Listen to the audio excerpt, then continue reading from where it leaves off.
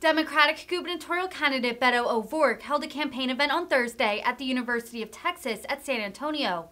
O'Rourke has held several daily campaign events encouraging Texans to get out to vote, especially as early voting starts in the state.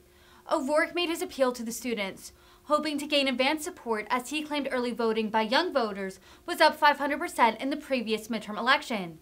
O'Rourke continued to hammer Republican Governor Greg Abbott over gun control and reproductive rights. Current polls show Abbott leading over O'Rourke. Thank you, Janet. Thank you all so much for coming out. You can tell I've been using my voice a little too much. I'm wearing it out. You all are going to have to be my voice in this campaign and reach the people in your lives that are going to listen to you, your friends, your family members, your classmates, your colleagues, the folks who know and trust you. They may not know who I am or see our television ads. They may not be checked in on this election, but they know you. If you reach out to them in the words and language that Joe just used about the very fact that not only is this the election of our lifetimes, but our lives are literally on the line right now. And I want to tell you this, despite the darkness that has descended on this state, you all are giving so many across Texas so much hope right now, so much cause for optimism at a time that we really need it. We see young voters registering and turning out at events like these in record numbers. When we ran for Senate in 2018, you all made me the first Democrat since LBJ in 1964 to win the 4 major metro counties and the surrounding areas. Largest voter turnout since 1970. Young voter turnout was up 500% from the previous midterm election. We are building on that base right now, and the fact that you are here and not succumbing or submitting to the status quo and accepting it as our future or our fortune or our fate, you're standing up to be counted. You want to do something about this and make it a better Texas for all of us, gives me and gives the rest of the state hope. But let us not allow this to be a false hope. We've got to make sure that we come through in the remaining 12 days.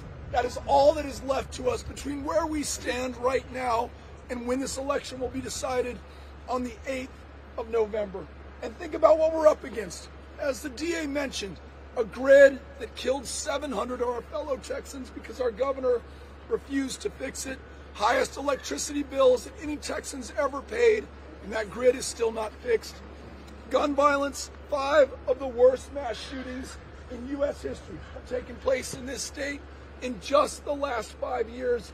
It's the leading cause of death for children and for teenagers. We lead the nation in the number of school shootings.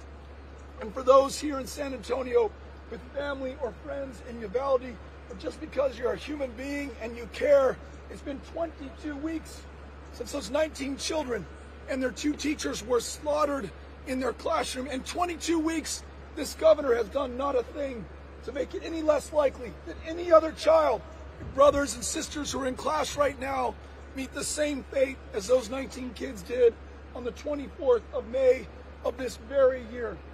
And then, as the DA mentioned, we now have the most extreme abortion ban in America. It begins at conception. There's no exception for rape or incest or even functionally and effectively the life of the mother, the woman. And this happens in a state that leads the country in the rate of maternal mortality. And it is 3 times as deadly for black women in the state of Texas. Greg Abbott is literally killing those among us right now. And we've got to stand up and do something about this to overcome that challenge. That's where you come in.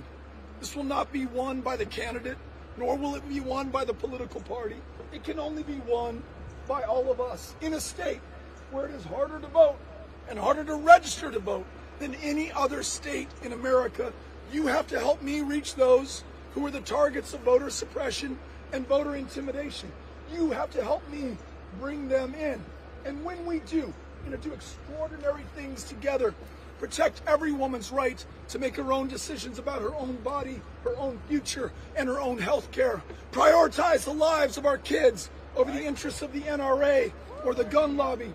Make sure that our educators know that we've got their back, so those school teachers and counselors and librarians who find themselves under attack in Texas right now, who aren't even allowed to teach the full history and story under the guise of being afraid of CRT, who are so underpaid that they're working 2 or 3 jobs to make ends meet. We're going to pay them enough so they only work 1 job. We're going to allow them to focus on those children in front of them by canceling the STAR test in the state of Texas. We're going to treat them with the respect and the dignity that they deserve. We're going to do common sense things that are better for all of us, whether that's expanding Medicaid so you can see a doctor, fill a prescription, and so that our county jails are no longer the largest provider of mental health care services, or legalizing marijuana in the state of Texas so we don't put anybody behind bars.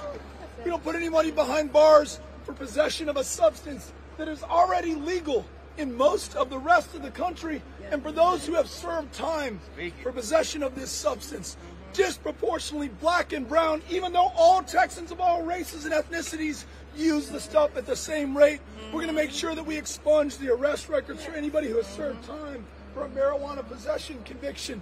These are things that not just Democrats, not just Republicans, not just independents, but Texans believe in and want to do. But here's the last thing that I want to share with you. If we allow this attack on democracy to prevail, none of this is going to be possible. And the only way to overcome that is to seek those who are the very targets of suppression and intimidation. You can do a couple of things. One, after you vote, you can sign up to join our campaign and knock on the doors of those who've been drawn out of this democracy and bring them in. The second thing, much easier and quicker, is to take a picture while you're here and to post that picture before you leave on Facebook, on TikTok, on Instagram, on Twitter, on Be Real. And when you post that picture, I want you to caption it with why you are here right now, and why this election is so important to you. That, more than anything else, will break through to your friends, to your family members, to the people that you know, and it will bring them in. And it will be some pretty powerful, profound, poetic political justice when those who were drawn out of this democracy are brought in by all of us and form the margin of victory when we win this on election night. You all with me?